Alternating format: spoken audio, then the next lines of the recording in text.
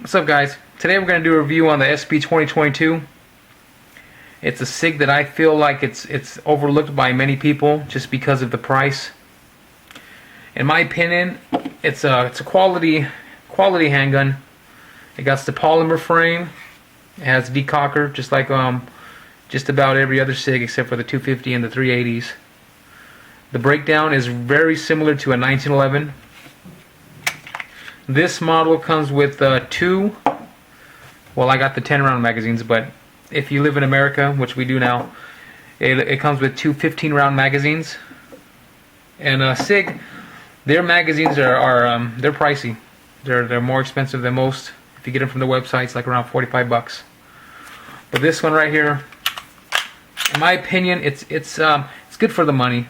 It's polymer frame, got the steel slide, got the finish is almost the same as the 220 I got, which is like a satin silk finish, and I believe that's the nitrite finish too, which is it's gonna stand up to most abuse for just as long as the other SIGs. This finish right here, and it has a decocker. This SIG, it has the decocker. It has a different feel to it. It's not as, there's nothing in the chamber, so don't have a heart attack. And if it does go off, you're not going to get hurt. It has the I don't want to say cheesy feel. It doesn't feel as solid as some of the other models like the 226, 229, 220. It's probably because the polymer.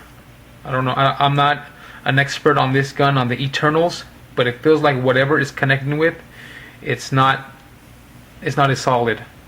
But the reliability on this gun, in my opinion, is excellent.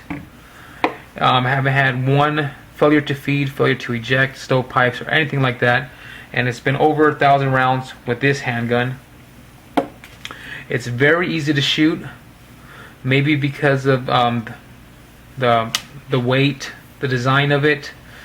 It's very similar, the internals, to a 1911, where it has the rails just like a Glock. I know I keep on saying my opinion. Everything on here is my opinion, so I'm not going to keep on repeating that.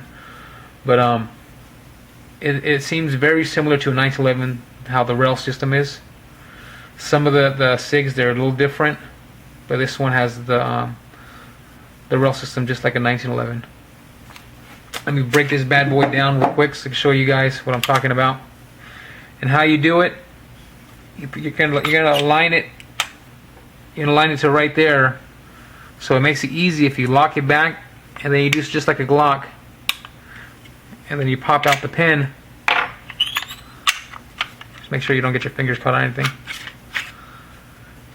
And you see the inside, the Eternals. See, we got some wear on there, the contact points. And this is pretty light right here. It's not that heavy. Everything in here, it's similar. You know, we've seen this design many times over. It's in Glocks, 1911s. It's almost exactly the same. So this one has the decocker and all the other stuff, the hammer. Which, I don't know where the hell I was going with that, but it has a hammer. And we put the steel guide rod in there. And this one, it still makes the noise. It does bother me, but it hasn't changed the reliability on it. It just rubs. It rubs on the metal. It's like aluminum and metal. I think the guide rod's made out of aluminum, and the steel guide rod. So it has that noise to it. But nothing different out of the ordinary than most guns. So let's put this bad boy back together. And again, put it into the rails. This one right here, the barrel link is right there. So the way I do it, I put it in, but I don't put it all the way in. And then I start pulling it back. It's kind of hard doing it on camera.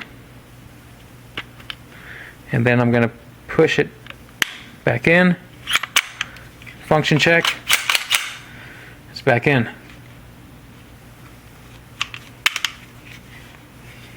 And the back straps, they are interchangeable. This one right here is a smaller one, which feels just fine in my hand. If you want a little bit more to grab, the other one comes out from like right around here. It starts coming out a little bit more. And it's pretty good. I like it. It's damn reliable in my opinion. We paid $400 for this one right here. Comes with 2 magazines and all the other stuff that came in the box, the bicycle lock and the spent casings and instructions and all that stuff. This one has the just the white dots. They're not night sights. And it is you could change these out. They're not fixed. You could pop these out. They have the little slots for them on the front and back. And let me give you the weight for it. If you would add 5 more rounds, you know, if you wanted to do the math yourself, you could just weigh those separate, because this is a 10-round magazine right here.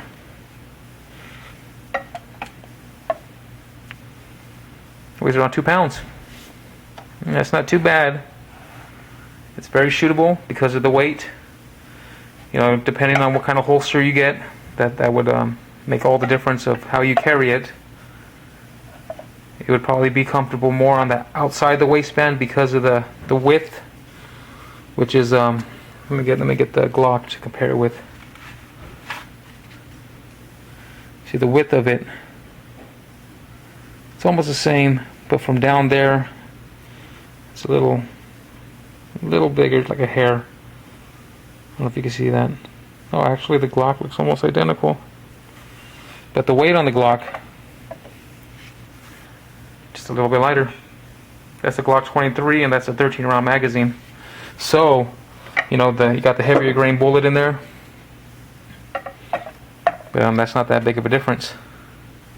I like carrying both. That's why I got the Kydex for this one too.